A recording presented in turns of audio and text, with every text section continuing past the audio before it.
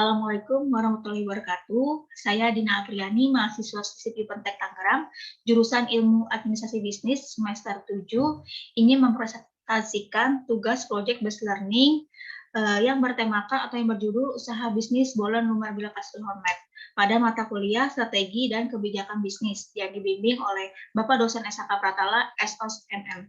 Dan berikut presentasi materinya.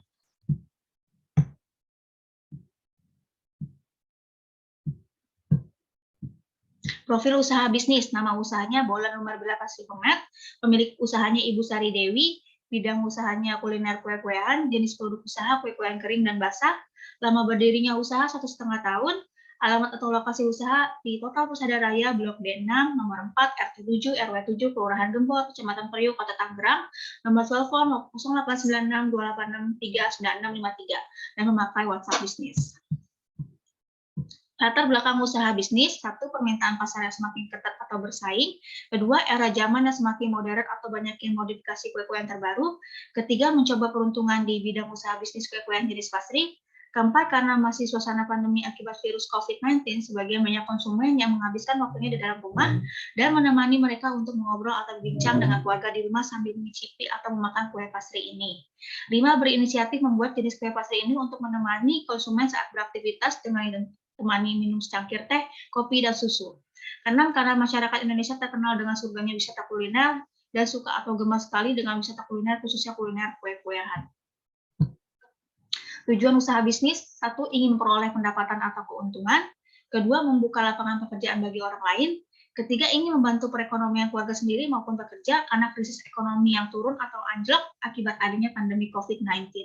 Keempat, mengurangi jumlah pengangguran.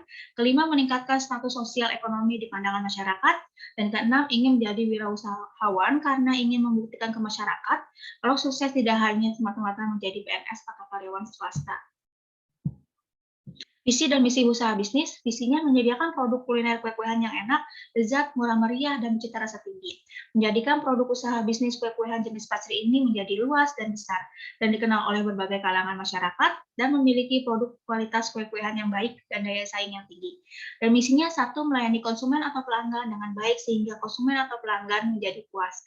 Kedua, memproduksi kuliner kue-kuean yang cita rasa tinggi yang memiliki daya saing yang tinggi. Ketiga, menciptakan kue bolen pisang dan kue sus yang enak, lezat, gizi, dan higienis. Keempat, mematok harga yang mudah dijangkau oleh semua konsumen atau pelanggan. Target pasarnya ada anak-anak, orang tua, remaja atau dewasa, dan mulai dari ekonomi kalangan bawah, ekonomi kalangan menengah, sampai ekonomi kalangan atas dapat menyicipi dan membeli produk kue ini. Utility usaha bisnisnya dari segi harga, satu box kue bolen pisang 8 piece seharga 20.000, satu box kue bolen pisang isi 10 piece seharga 25.000, dan kue sus 1 piece rasa vla susu seharga 6.000, kue sus 1 piece rasa vla coklat seharga 8.000, dan kue sus 1 piece rasa vla tiramisu seharga 8.000.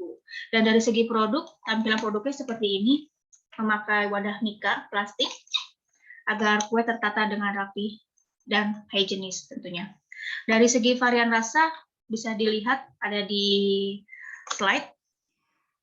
Dan dari segi pemasaran atau lokasi menggunakan rumah pribadi Ibu Dewi sendiri untuk keberlangsungan produksi maupun keberlangsungan untuk menjual belikan kue produk ini. Lingkungan dan ancaman internal dan eksternal.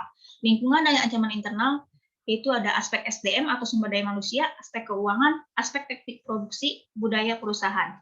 Aspek SDM-nya itu terdiri dari 3 pegawai, Ibu Nurnaini, Ibu Rosmiati, yang membantu mengolah bahan baku kue, dan Saudara Ervan yang mengantar pesanan kue ke rumah konsumen atau pelanggan. Aspek keuangannya, Ibu Dewi menggunakan uang pribadi dan dibantu oleh sang suami. Aspek teknik produksinya masih menggunakan alat-alat yang manual atau belum terlalu canggih. Budaya perusahaannya, Ibu Dewi menggunakan SOP tentunya untuk keberlangsungan operasional bisnisnya agar berjalan dengan lancar dan agar pekerja atau pegawai bekerja dengan baik dan tanggung jawab atau profesional. Lingkungan dan ancaman eksternal dari segi industri atau dekat, ada pemasok atau supplier, 2 pesaing antar usaha sejenis, 3 pembeli atau customer, 4 produk substitusi, dan 5 pendatang baru. Suppliernya itu ada 1 toko sembako, yang menjadi langganan Ibu Dewi, pesaing antar usaha sejenis itu banyaknya pelaku usaha bisnis yang menjual produk kue ini, ketiga atau pembeli customer itu yang menunjang keberlangsungannya usaha bisnis Ibu Dewi. Produk substitusi seperti jajanan pasar, wafer, biskuit.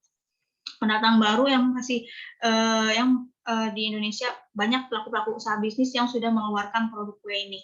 Dari segi makro atau PES dan luas, ada politik atau kebijakan, ekonomi, sosial budaya, dan teknologi.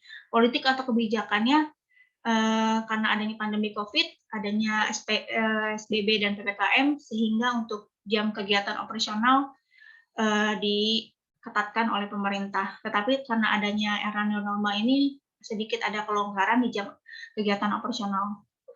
Tetapi ancamannya tentu saja keuntungannya tidak seperti dahulu kala.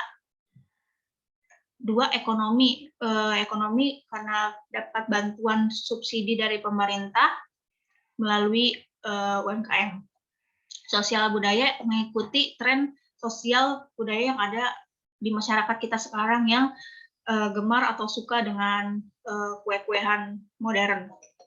Teknologinya, perkembangan teknologi semakin canggih, Ibu Dewi menggunakan handphone atau laptop handphone tersebut untuk berjoin reseller terhadap orang yang berjoin dengan usaha bisnis beliau, serta untuk dengan komunikasi para pekerja dan pegawai beliau. Dan laptop untuk menghitung arus kas modal keuangan usaha. Posisi bisnis dengan kompetitor atau pesaing. Secara kompetitif, usaha bisnis bola nomor berhasil format dikatakan masih kurang atau lemah dengan kompetitor atau pesaing dikarenakan satu, dari segi brand atau merek produk jangkauannya masih sangat minim atau masyarakat belum banyak mengetahui, sedangkan brand atau merek produk kompetitor atau pesaing sudah sangat dikenal oleh masyarakat manapun. Kedua, dari segi varian rasanya, produknya masih sangat tertinggal, yaitu hanya 2 varian rasa saja, yaitu coklat dan keju untuk kue bolen, dan untuk kue sus sendiri masih hanya 3 varian rasa, yaitu flat susu, flat coklat, flat tiramisu. Sedangkan kompetitor atau pesaing sudah mengeluarkan berbagai produk varian rasa maupun bentuk dan kemasannya. Dari segi pemasaran yang masih minim hanya menggunakan via telepon dan WhatsApp, sedangkan kompetitor atau pesaing sudah menggunakan berbagai media seperti Instagram, TikTok, GrabFood, GoFood, dan ShopeeFood. Keempat, dari segi SDM atau sumber daya manusia, pekerja masih sangat sedikit yang membantu kegiatan operasional usaha bisnis ini, sedangkan kompetitor atau pesaing sudah memiliki pegawai atau pekerja lebih banyak, serta kompetitor atau pesaing sudah membuka atau memiliki tempat atau outlet usaha yang banyak dan luas di berbagai daerah. Sumber daya dan kapabilitas, satu, ada faktor sumber daya manusia atau SDM, kedua ada faktor sumber daya fisik, ketiga kapabilitas sumber daya modal atau finansial, keempat kapabilitas intelektual. Faktor sumber daya manusianya yang terdiri dari 3 pegawai, faktor sumber daya fisiknya yang menggunakan tempat pribadi sendiri dan kendaraan pribadi sendiri, kapabilitas sumber daya modal atau finansialnya menggunakan uang pribadi serta dibantu oleh sang suami, kapabilitas intelektualnya ide resep bahan kue dari pemilik usaha, serta inspirasi dari internet ataupun cita rasa dari konsumen.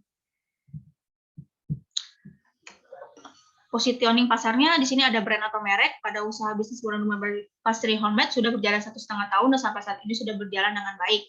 New news sempat baru adanya ciri khas tersendiri dari varian rasa bolang pisang lumer, yaitu ciri khas rasa coklat, keju, pisang yang membuat cita rasa coklat perpaduan dengan keju dan pisang sangat mengejutkan lidah untuk mengunyah, dan dengan dibalti roti kulit kering dari kue pastry. Dan untuk kue susnya pun sudah ada 3 varian rasa seperti flat susu, flat coklat, dan flat tiramisu.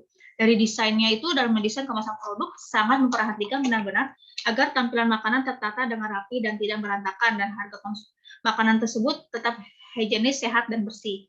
Desain atau kemasan memiliki perbedaan. Untuk kemasan dari kue bolen lumer sendiri menggunakan wadah mika plastik seperti ini, dan untuk kue sus memakai wadah plastik kue.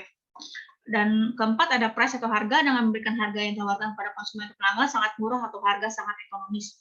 Kelima, promotion atau promosi. Pemilik usaha menggunakan banner yang dipasang di depan rumah pribadi pemilik usaha bisnis, dan bisa cara reseller dari orang ke orang atau via telepon, dan juga bisa melalui via media WhatsApp. Kemudian di packing dan dikirim langsung ke lokasi pemesan, atau pemesan bisa datang langsung ke tempat pribadi pemilik usaha sesuai hari dan jam yang ditentukan. Plus atau tempat, pemilik usaha menggunakan tempat pribadinya untuk mengolah atau memproduksi bahan baku kue bolen pisang dan kue sus, sekaligus menjual kue-kuenya tersebut. dikarenakan modal usaha yang masih belum mencukupi untuk menyewa ruko atau tempat usaha, dan juga usaha bisnis ini baru dirintis atau masih dijangkaunya sangat kecil. Ketujuh, ada customer segment atau segmen target pelanggannya dari usaha bisnis bola nomor 11 sendiri, yaitu mulai dari semua kalangan ekonomi, masyarakat bawah, menengah, sampai ke atas. Dan untuk target pasarannya yaitu ibu-ibu, anak-anak, remaja, dan anak kecil. Kekuatan dan kelemahan menghadapi peluang. Di sini ada kekuatannya. Kekuatannya satu, harganya terjangkau oleh berbagai kalangan masyarakat. Kedua, bahan-bahan produk kue ini sangat mudah dicari dan didapat dengan mudah di pasaran. Ketiga, lokasi atau tempat produksi maupun penjualan begitu dekat dengan tempat umum atau masyarakat dan sangat mudah dijangkau. Kelemahannya yaitu satu, sudah ada banyaknya pesaing atau kompetitor bisnis yang menjual kue modal seperti ini. Kedua, kue modal seperti ini tidak bisa bertahan lama karena bisa jamuran atau basi. Ketiga, packaging pesaing atau kompetitor lain yang lebih menarik. Di sini strategi dan kebijakan bisnis dalam menghadapi ancaman dan peluang serta pengembangan usahanya. Usaha bisnis bola nomor 11 Rohomet menggunakan strategi kompetitif generik, yaitu pertama, adanya strategi dan kebijakan pembinaan biaya, price atau harga, dengan memberikan harga yang ditawarkan kepada konsumen atau pelanggan sangat murah, atau harga sangat ekonomis dan sangat terjangkau harga pesaing dibanding harga pesaing atau kompetitor. Berikut daftar list harga produk kue bola nomor 11 Rohomet itu bisa dilihat ada di slide. Dan kedua, strategi dan kebijakan inovasi, performa atau kinerja produk dengan memberikan hasil produk kue-kuean dengan kualitas yang baik, enak dan lezat, sangat disesuaikan dengan lidah masyarakat Indonesia, yaitu ada dua macam varian rasa. Untuk kue bola pisang sendiri yaitu ada rasa coklat, keju, dan mix coklat dan keju. Dan untuk kue sus sendiri ada 3 macam varian rasa, ada rasa fla susu, fla coklat, dan fla tiramisu. Dan juga akan selalu berinovasi dan memodifikasi untuk meningkatkan atau menambah daftar varian rasa atau jenis kue terbaru. Ketiga, strategi dan kebijakan persekutuan atau key partnership, mitra kunci. Pemilik usaha menjelaskan mitra kunci sebagai suatu strategi yang tepat, yaitu suatu perjanjian kerjasama yang dibangun antara dua perusahaan atau lebih untuk menciptakan nilai bagi konsumen atau pelanggan. Key partnership itu sendiri artinya hubungan pemasok di usaha bisnis bola nomor 11 Rohomet sendiri dibentuk untuk mengoptimalkan pasukan sumber daya kegiatan tentunya, dan untuk mengurangi resiko dan ketidakpastian yang dalam kesediaan bahan baku. Dan kesimpulannya yaitu yang saya ambil dari menganalisis dan meneliti usaha bisnis bola nomor 11 Rohomet yang dirintis dan dijalankan oleh Ibu Sari Dewi. Bila kita ingin membuka usaha bisnis, kita harus dengan bersungguh-sungguh dari hati dan keyakinan kita. Dan kita juga harus memerlukan setiap proses pembelajaran usaha yang kita sudah jalankan. Karena dari proses kita dapat memetik pelajaran dari usaha yang kita jalankan agar dapat berkembang lebih baik lagi dan dapat berjalan dengan lancar. Dan tentunya asal ada kemauan dan keinginan untuk berusaha pasti bisa. Dan kita juga tentunya asal ada kemauan, dan kita juga harus bisa menerima resiko-resiko yang akan kita hadapi di dalam usaha bisnis yang sudah kita jalankan. Karena tidak selamanya dalam usaha bisnis tersebut berjalan dengan lancar. Pasti ada tantangan dan hambatannya tersendiri. Di sisi lain juga kita harus bisa melihat peluang yang ada seperti melihat segmentasi pasar dan segmentasi produk. Dan serta juga kita jangan pernah putus asa atau malas-malasan bila ingin menjalankan usaha bisnis, walaupun dari usaha kecil-kecilan, karena dari proses kecil itulah kita dapat menjadi seorang pengusaha atau wirausahaan yang besar dan bahkan bisa mencapai kesuksesan. Rekomendasi saya untuk Ibu Dewi sebagai pemilik usaha bola nomor 11 Rohomet, satu, rekomendasinya itu dengan cara menerima masukan, saran, atau kritik dari pembeli atau konsumen untuk keberlangsungan usaha bisnis itu sendiri agar bisa berkembang dan bagus. Kedua, rekomendasinya yaitu dengan cara pemilik usaha harus lebih bersemangat, berkreatif, dan berinovatif agar usaha bisnisnya tetap berjalan dan bertahan meskipun banyak pendatang pesaing baru. Ketiga, rekomendasinya yaitu dengan cara memanfaatkan teknologi digital yang sudah ada seperti dengan mendaftarkan produk atau marketplace seperti GoFood, GrabFood, dan ShopeeFood, dan serta juga memasarkan melalui media sosial seperti Instagram dan TikTok.